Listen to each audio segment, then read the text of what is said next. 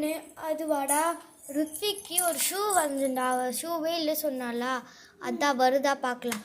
இப்போ தான் வரைஞ்சேன். ஓகே நல்லா இருக்குது.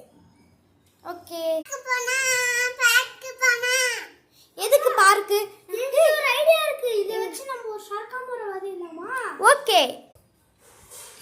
பாத்தியா சர்க்காமரம் வந்துருச்சு. எவ்வளோ ஜாலியாக இருக்குல்ல, நல்லா இருக்கு. நம்ம நாளைக்கு விளையாடலாம்.